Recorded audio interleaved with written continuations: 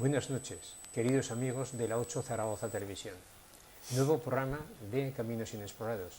Programa que, como ya sabéis, va al encuentro de la espiritualidad y del amor. Y, en particular, y sobre todo, a la del ser humano. Ese ser humano que debe encontrar la luz de su alma para ser el Dios de su corazón, para que su presencia camine con alegría, con armonía, con equilibrio, con agradecimiento a la vida permanentemente, porque la vida es maravillosa para vivirlo y sobre todo que tenga fertilidad de pensamientos, para que camine a gusto, con templanza. Hoy tenemos en el programa una persona que ya ha estado varias veces, vino a hablar con el sufismo, vino a hablar también de la Atlántida y hoy viene a hablar del Egipto secreto, persona con conocimiento, con sabiduría y sobre todo un gran ser humano. Carmelo Ríos. Buenas noches, Carmelo. Buenas noches. Muchísimas gracias por invitarme otra vez. Al revés. Para mí es un placer el que compartas toda tu sabiduría, tu conocimiento en este programa, sobre todo para los televidentes, para esos amigos de Caminos Inexplorados que necesitan, y todos necesitamos, pues tener un conocimiento superior de la vida. Así es. Antes de empezar, creo que había un evento, o que hay un evento ahora este fin de semana importante aquí en Pinseque. Si quieres transmitirlo lo primero de todo. Hay un encuentro sobre ciencias ocultas, más o menos, sobre enigmas de la ciencia en Pinseque. Está organizado por el ayuntamiento y es una entrada gratuita. El que quiera puede llevar 1 kilo de comida no perecedero. Y hay todo el día conferencias, charlas y coloquios sobre lugares sagrados, arquitectura sagrada. Vienen varios egiptólogos y en mi caso yo doy una conferencia por la tarde sobre la Atlántida y la tradición oculta, sobre todo sobre la tradición egipcia también, ¿no? ¿A qué hora das tú la conferencia? A las 4:30, es 4:30 o 5, sí. Pero es todo el día de charlas y de conferencias y además es gratuito. Y si quieren llevar 1 kilo de comida, pues es una cosa solidaria, ¿no? Para la comida que no se echa a perder. Eso es una buena idea. Luego si quieres tomamos otra vez la invitación. Puede ser una cosa muy interesante. Al final del programa... Estamos en directo, habrá coloquios con la gente, vienen gente muy interesante, muy interesante. Yo voy a estar todo el día, lo que quiero escucharles también. Muy buenos amigos, egiptólogos, y quiero estar ahí también, ¿no? Cada uno va a dar algo muy bueno, algo positivo. Pues al final del programa lo repetiremos de nuevo, para que así se recuerde, ya que es algo tan importante, ya no solamente por el conocimiento que se transmite, sino por la humanidad, por la parte humana en la donación de esos alimentos, ¿no? Bueno, pues tras este inicio empezamos con el Egipto secreto. Hay mucho que comentar. No acabaríamos, ¿no? No acabaríamos.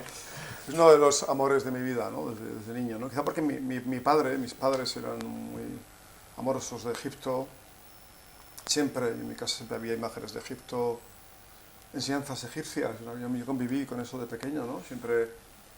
Luego ya empecé a viajar ahí, a leer muchos libros. Hay muchos Egiptos, muchos Egiptos, depende de cada persona. Se puede decir que cada quien que va a Egipto encuentra su Egipto personal. Y tantas dimensiones. Como cuerpos tiene un ser humano, la metafísica egipcia. Un ser humano tiene 9 cuerpos, ¿no?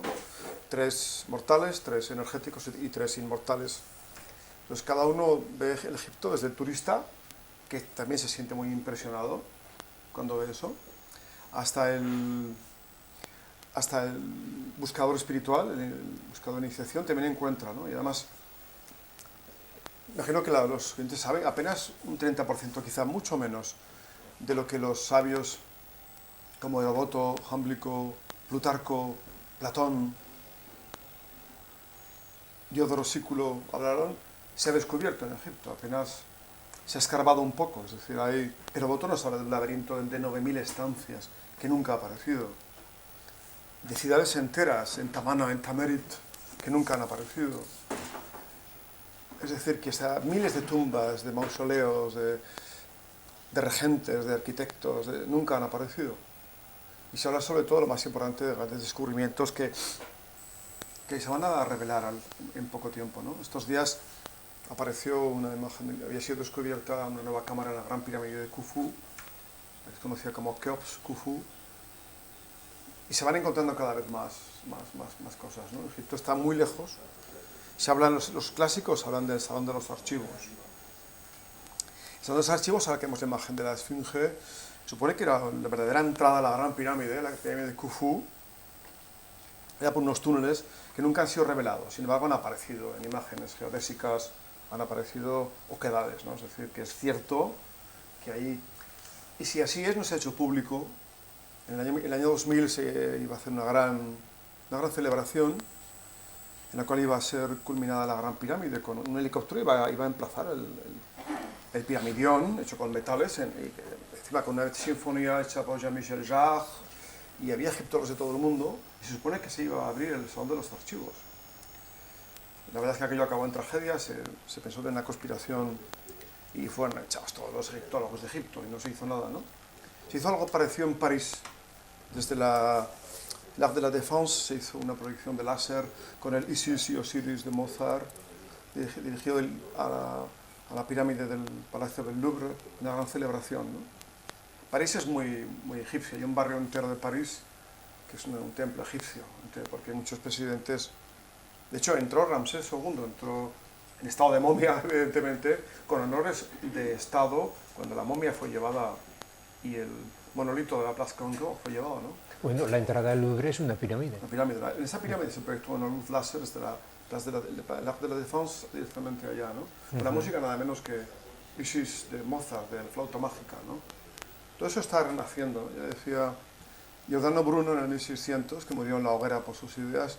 Bruno quiso llevar al mundo occidental a la antigua religión de los egipcios, ¿no? Y hablaba de que será redescubierto todo eso, ¿no? Los egipcios jamás hablaron de una religión. La palabra religión no existía. Ellos llamaban magia. Magia es Heka. Y Heka es la capacidad de modificar la realidad. Hermosa expresión, ¿no?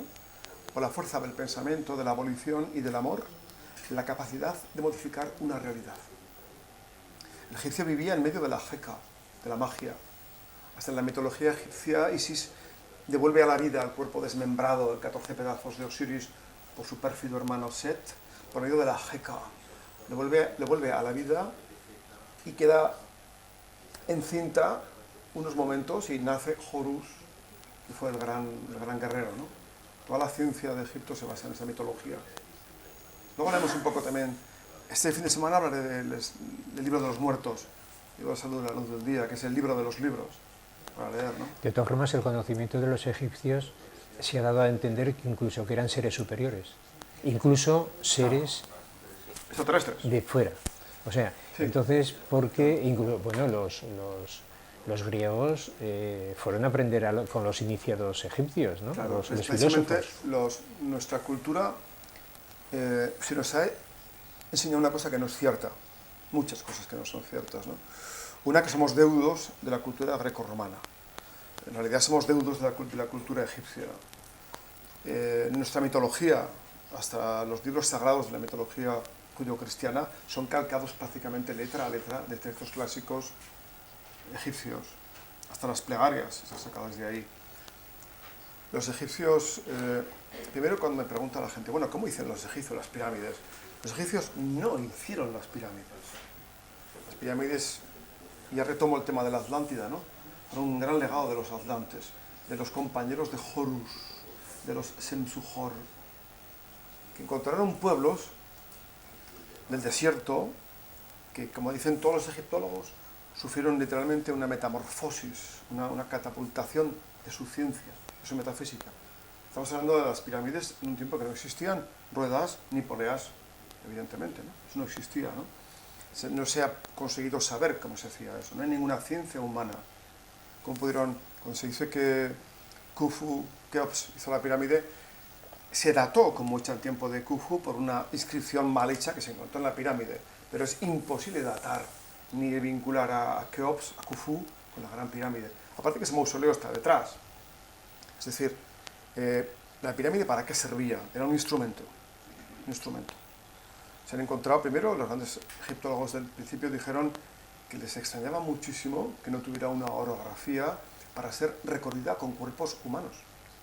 Luego se han encontrado en sus paredes vestigios de elementos químicos. Es decir, ahí se llevaba a cabo algo. Mucho tiempo después, Leo Tesla un hombre genial, un hombre que hablaba 10 o 12 idiomas y que inventó prácticamente todo, por ejemplo, la energía, la electricidad que utilizamos nosotros. Leo Tesla retomó esas ideas egipcias y consiguió hacer electricidad sin hilos. Entonces, lo que sí que somos deudos, desde luego, es del petróleo. La humanidad tendría que estar muchísimo más avanzada de lo que está ahora si los grandes descubrimientos no hubieran sido aplastados por la fuerza del petróleo. Es impensable que las naves espaciales que parten a otras galaxias salgan con combustibles fósiles. Impensable. Es decir, los grandes hombres como Tesla diseñaron sistemas por los cuales podía emitirse energía eléctrica inalámbrica.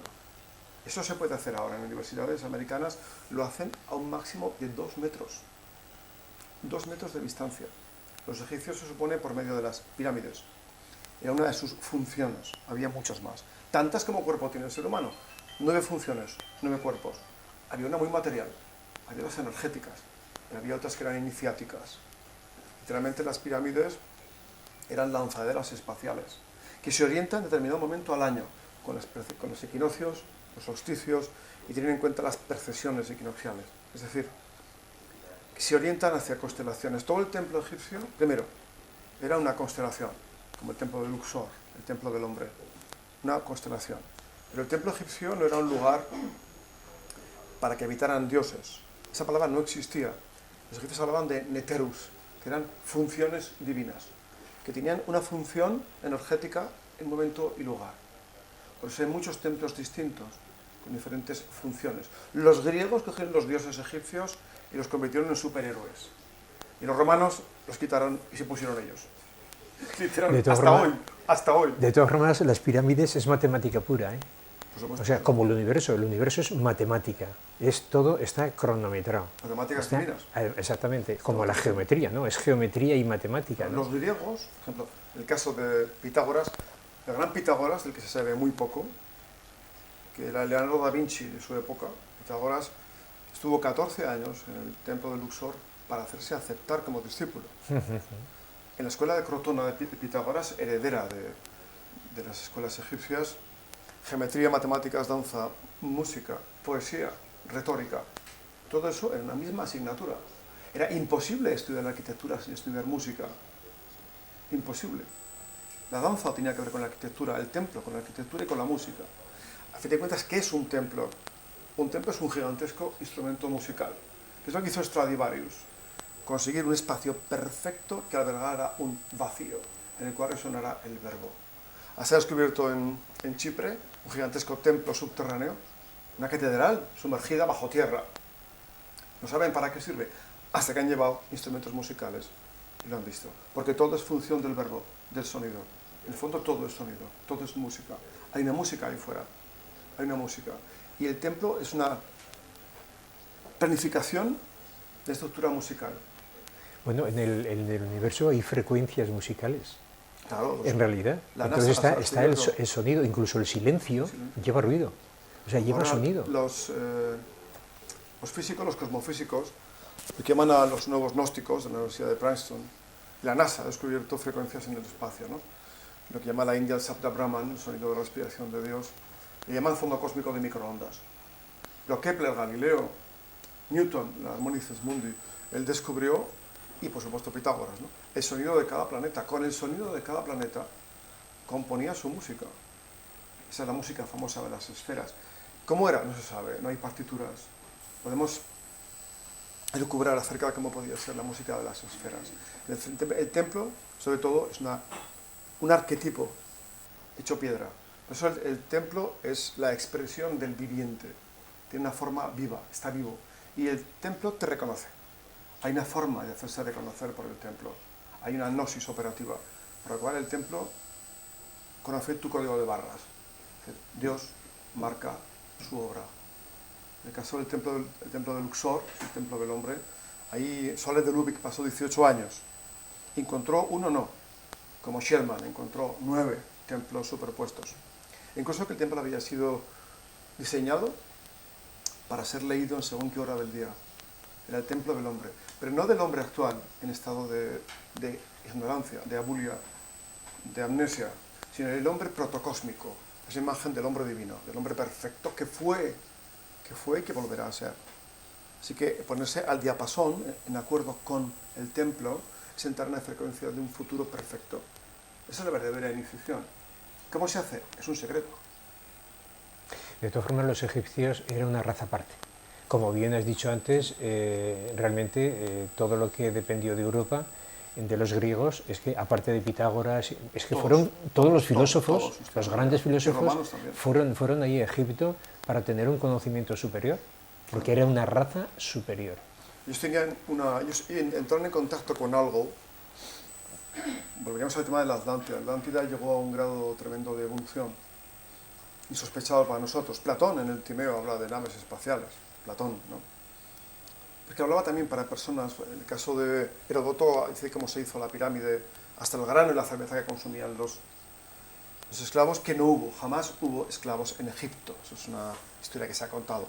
Era personal perfectamente preparado, operarios muy preparados, que tenían todo tipo de comodidades, eran artesanos. Un esclavo no hace una cosa como en Egipto. ¿Qué ocurre con Egipto fundamentalmente? Si vemos la evolución de un vehículo, de una rueda, uno piensa que tiene que haber una evolución de una piedra perforada hasta llegar a la rueda de un jet o de un Ferrari, ¿no? En Egipto, Ferrari el primer día. Es la historia de una degradación, de una perdición.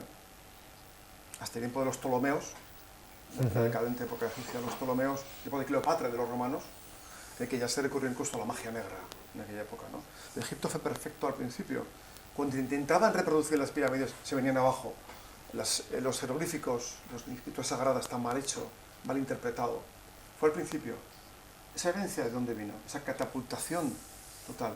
No solamente esa arquitectura prodigiosa, inimitable hoy en día, a pesar de que la egiptología, ¿qué es la egiptología? La lucha de unos museos, de la Galería Percy, de la Galería del British Museum, de la egipcia, el Museo de Turín y del Louvre. La lucha de los museos. Eso es la egiptología. La egiptología más conservadora, por ejemplo, no quiere ver nada que tenga que ver con dinastías antes de Namer, 4000 y pico antes de Cristo, ¿no? Sin embargo, el papiro de Turín y la piedra de Palermo hablan de dinastías divinas, de seres divinos venidos de fuera. Habla de Horus, Set, de Anubis, como seres reales que vinieron de fuera. 800.000 años antes de la primera dinastía. Eso, obviamente, si se supiera, si se saliera al público. Todo eso aparece en Dendera, o en el templo del rey Escorpión, en el templo de Ramsés, aparece también todo eso, ¿no? Aparece sobre todo en Dendera, vamos a ver lo que ocurre ahí, ¿no? En el Panisferio de Dendera. Tiene que ser muy interesante cuando el obispo de París excomulgaba a cualquiera que intentara traducirlo.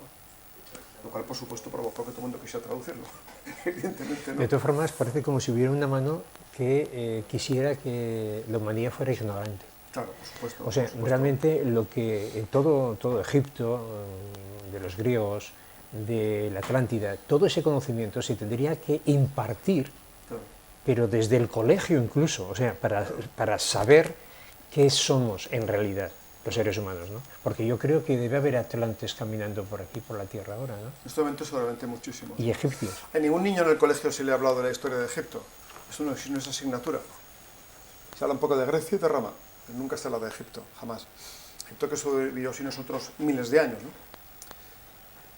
Pues había una conspiración de silencio, yo digo siempre, es similar a la saga del planeta de los simios, ¿no? Se ha intentado por todos los medios que no se supiera, ¿no? El Egipto, cuando se dice que era algunos egiptólogos que era una sociedad necrófila, ególatra, hedonista, obsesionada por el más allá, jamás los egipcios creyeron, daban importancia a la vida, mucha importancia a la función del ser humano y el cuerpo humano. Los egipcios dejaron todo escrito, en piedras, en pergaminos y en cuerpos humanos. Es decir, en el templo del hombre, la estructura del templo del hombre, hay el mayor legado que Egipto dio al mundo fue precisamente esa gnosis operativa, ese conocimiento operativo que liberaba al ser humano. En la época del Renacimiento, que supuso verdaderamente una de las cosas más grandes que ha habido en la historia de la humanidad, el Renacimiento, cuando las gentes de los mercados hablaban de las manchas solares y discutían las ideas de Galileo. ¿Qué es lo que ocurrió entonces? Primero, un alejamiento de la llamada ortodoxia científica y de la docta ignorancia de las religiones. Un alejamiento.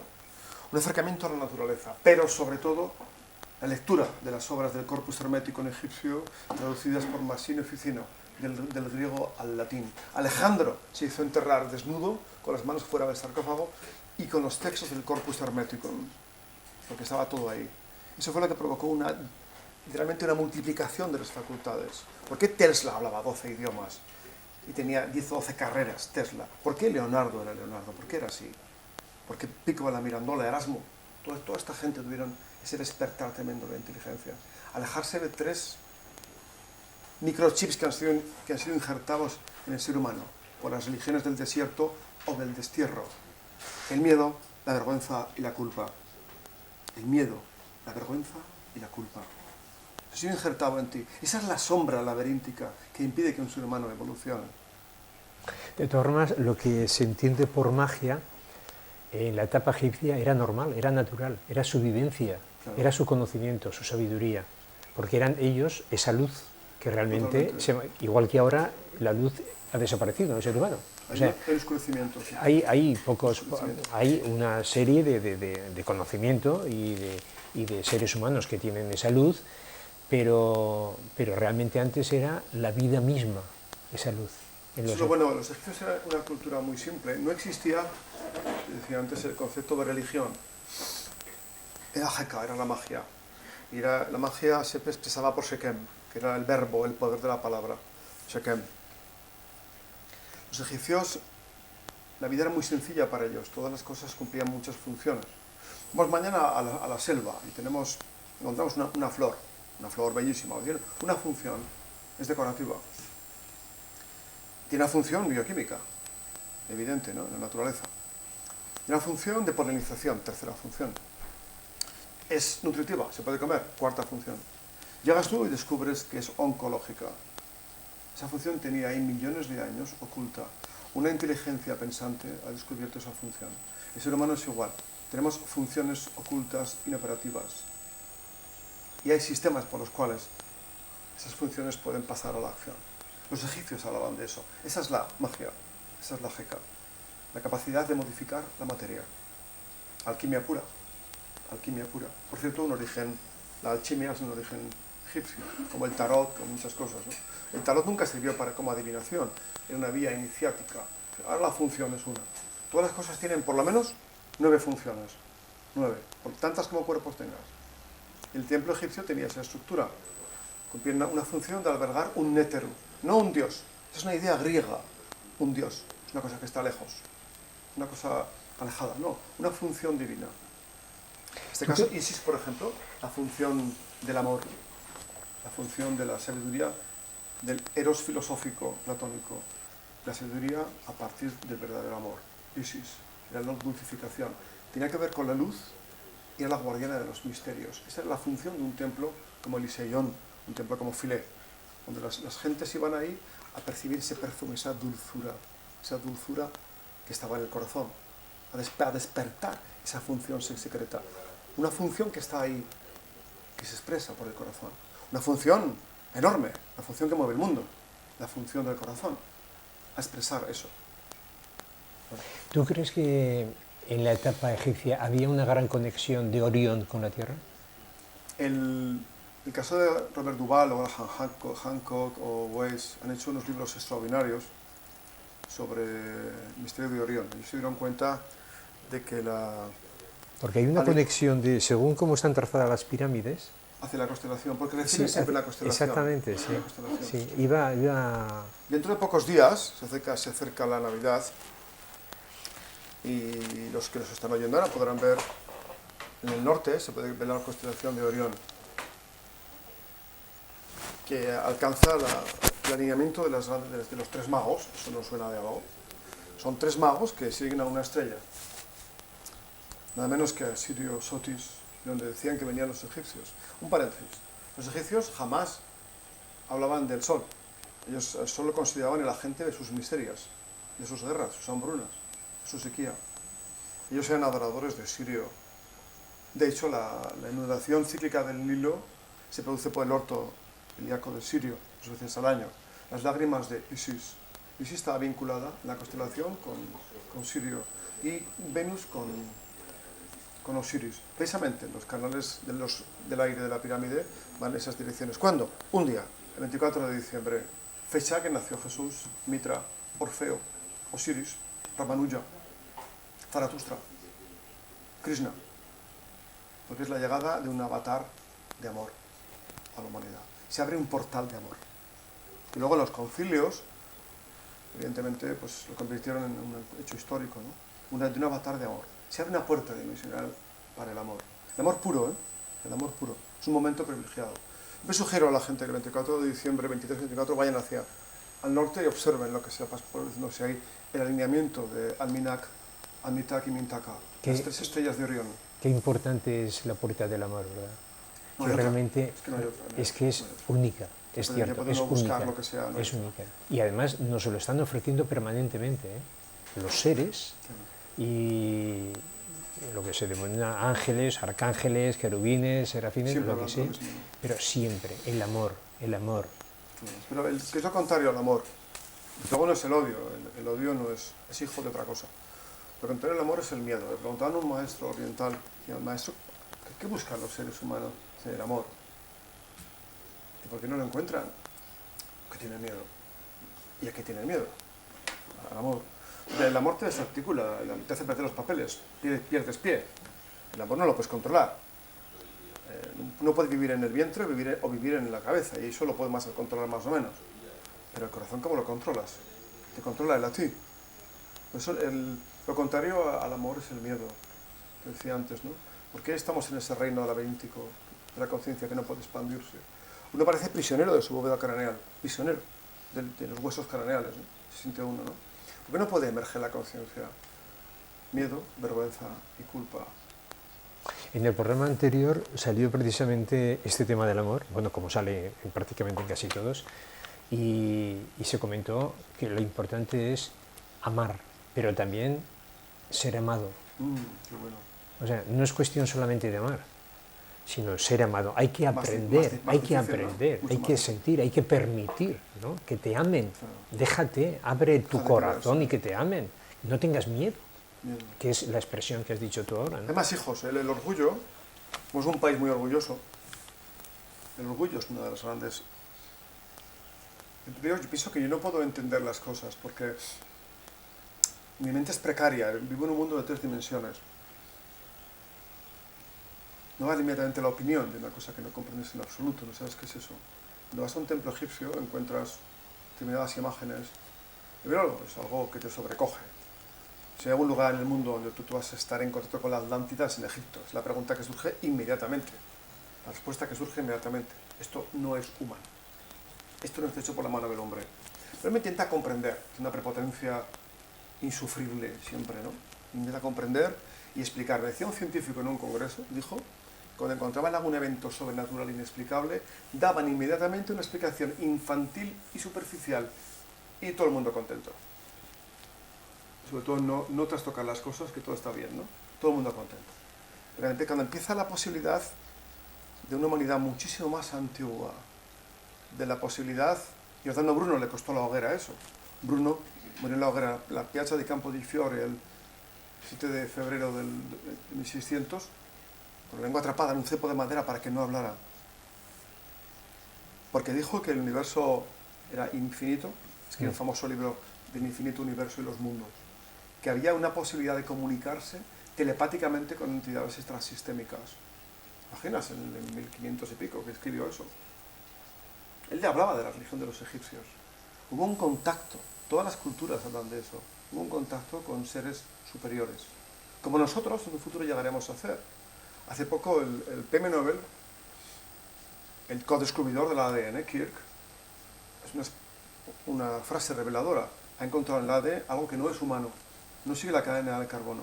Y habla literalmente de que en algún momento de la evolución humana hubo una injerencia, hubo un injerto que provocó un despertar de la conciencia. ¿Cómo justificar en un primate antropoide la biberestación o la prensibilidad del dedo pulgar hacia adentro a Mozart, a la Capilla Sixtina, a Bach?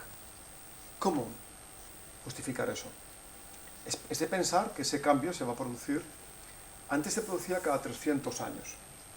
En la historia, cada 300 años hubo un gran cambio de conciencia. es posible que grandes descubrimientos cuánticos van a provocar que ese aceleramiento se produzca en el ser humano cada muy pocos días. Te hablo de 50 y pocos días.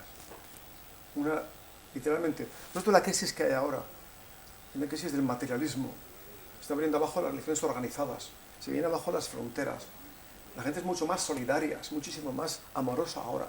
Por supuesto, hay una terrible oposición de fuerzas conservadoras que les ha ido muy bien durante miles de años. Ha habido negocios que han vivido miles de años. Negocios. ¿Con qué han vivido? Con el miedo, con la ignorancia y con la culpa. Tú naces ya culpable. Toda tu vida tienes ese estigma puesto de que eres culpable. Todo eso ha venido, sobre todo en Occidente, y ha venido de la cuenca mediterránea, esa idea, ¿no? Pero también está Egipto, está Grecia. Siempre digo a la gente, leer a los clásicos, leer a Heródoto, a Jámblico, a Platón, a Aristóteles, a Pitágoras. Es lo que vais a encontrar ahí, los textos antiguos de la alquimia. Ahí está el conocimiento. No en la New Age contemporánea, que no es nada, llena de embustes y patrañas, ¿no?, emocionales. Eso es un mundo es el reino de fantasía. Es un mundo de arco iris y unicornios, ese mundo de la New Age. Encontrar la verdadera búsqueda iniciática, algo que verdaderamente te cambie como ser humano y haga florecer eso que tú insistes mucho. Y hablo mucho de ti, cuando hablo de ti hablo del corazón, siempre hablo del corazón. Digo, insiste mucho y tiene toda la razón. En la famosa pintura de la Escuela de Atenas de Rafael Sanzio, están Averroes, Hipatia, Aristóteles, está Platón, están todos. Está el eros filosófico de Platón en lucha contra Aristóteles y la horizontalidad que ganó Aristóteles, claro. Ganó él, no, ganó Aristóteles, ¿no? Pero está el conocimiento. Siempre ha habido un conocimiento por debajo, desde debajo, al cual se puede tener acceso. ¿A través de Internet? No. ¿Por la calle? No. Es un secreto. Hay que saber ganárselo. Si no, eres un profano. Un profano quiere decir profanador. Es alguien impío, que no es inocente, que llega a un lugar y lo quiere profanar. No es el inocente porque es ignorante, es puro pero ignorante. El profano es alguien que quiere profanar, quiere violar el templo, arrancar la naturaleza por tortura. Eso es un profano. Por eso el profano no tiene acceso a ese conocimiento. Profanos, en el exterior del templo. Bueno, Carmelo, como estamos llegando ya al final del... muy largo hoy. No, al revés, se queda corto. O sea, los programas siempre se quedan cortos en general, pero contigo más, porque hay un conocimiento básico humano sobre la historia de la humanidad que es importantísimo, sobre todo cuando indagas, penetras, profundizas en temas que parece ser que no quieren que salga, sabes que es lo importante, ¿no? Entonces, como hemos empezado con la información de Pinseque, si no te importa, lo lanzas de nuevo. Y así ya, pues luego Esto continuará el fin de semana. A las 10 de la mañana de Pinseque, en la Sala de Cultura, hay toda una jornada entera, congreso para ciencias, congreso de enigmas de la ciencia. Vienen egiptólogos, viene gente muy interesante. El que quiera puede llevar un kilo de comida solidaria, que no sea perecedera. Yo también estaré por la tarde y luego habrá coloquios. Al final hay un coloquio con todos los... Además tú haces la conferencia a las 4:30, ¿no? 4:30. Sobre la Atlántida y la tradición oculta, sobre la Atena egipcia. Esto que hemos hablado hoy, pero mucho más ampliado. Vale. Mucho más ampliado. Entonces, si me permites, voy a leer el poema o el texto que leo todos los programas al final, y luego aún quedará unos minutos pues, para que lances un mensaje que es importantísimo, ya que estábamos hablando del Egipto y cuando ha salido el amor nos hemos desviado un poco, que siempre es importante, ¿no? Pero nos hemos alejado un poco del tránsito de los egipcios. Voy a leer el poema y luego ya pues continuamos hasta el final. Nuevo mundo. Despierta la sensibilidad del mundo, el vuelo por los horizontes de la vida, la magia en los corazones humanos, la imaginación escondida. El nuevo viaje por las profundidades de la mente, incertidumbres por los vacíos penetrantes, preguntas por la esperanza perdida, inquietudes por las confusiones constantes, originan la trascendental reflexión de la continuidad del hombre. Con el amor de los nuevos poetas la sabiduría de los filósofos, la fuerza de los soñadores y el renacimiento de los humanistas, se abre el poder del nuevo mundo.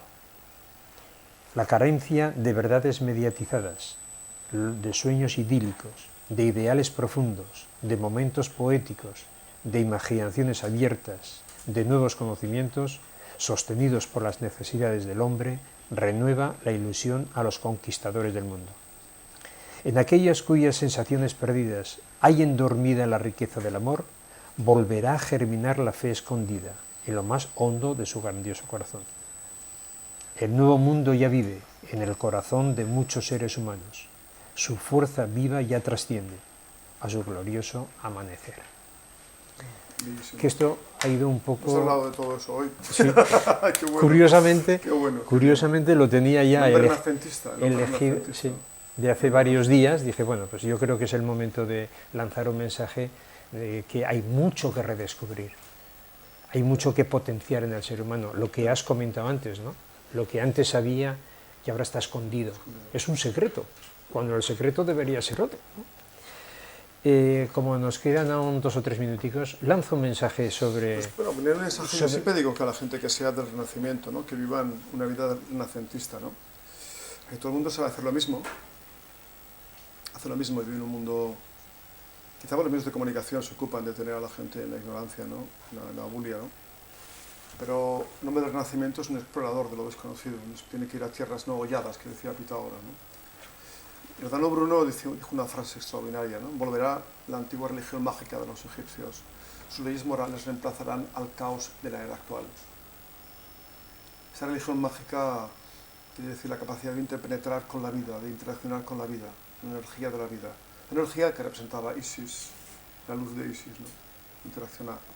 Cuando uno se abre desde el amor, el cerebro no funciona. Los maestros recibían a los candidatos en las escuelas de los misterios, en la Speranc, en Egipto, que pasaban años en el desierto hasta que llegaban, ¿no? Asaltados por bandidos. Luego cuando llegaban al templo encontraban a los bandidos que eran discípulos, enviados por el maestro. Las pruebas de la vida muchas veces son enviadas por los maestros para probarte. Y unos jugaban a los dados, otros se disfrazaban de maestro, tenían discípulos. Los maestros observaban, otros iban a los lupanares, otros huían, pero uno aguantaba y con su amor aguantaba lo que podía, ¿no? Y un día los maestros salían y decían, tú ven, los demás os podéis ir, tú ven. Esto no ha cambiado en absoluto. ¿Verdad? Las pruebas no son fieras ni son salteadores, son obstáculos internos, el miedo, la vergüenza y la culpa. Muy bien. Gracias por el último mensaje. De todas formas, habrá oportunidad de ampliar sobre el Egipto secreto, ¿eh? Más adelante, ahora pues ya quedaremos en fechas y demás, porque siempre se queda corto y sobre todo, como te he dicho, ¿no? Cuando hay un conocimiento superior, como es este, ¿no? Gracias como siempre, Carmelo, por compartir este programa. Además, porque ese vínculo personal que tenemos es precioso, es maravilloso. Yo te identifico siempre con personas cualificadas en la humanidad y en la sabiduría, y pues me alegro mucho de tener esos lazos humanos mutuos. Espero que eso llegue también a los oyentes, ese calor, ese amor, ese calor y esa magia, esa jeca, también. Muy bien. Pues gracias, como te he dicho, y a los telespectadores, pues agradecerles también el que estén ahí siempre en este programa, que como veis es un lanzamiento pues hacia el amor, hacia la sabiduría y hacia el conocimiento. Así que muchas gracias y muy buenas noches.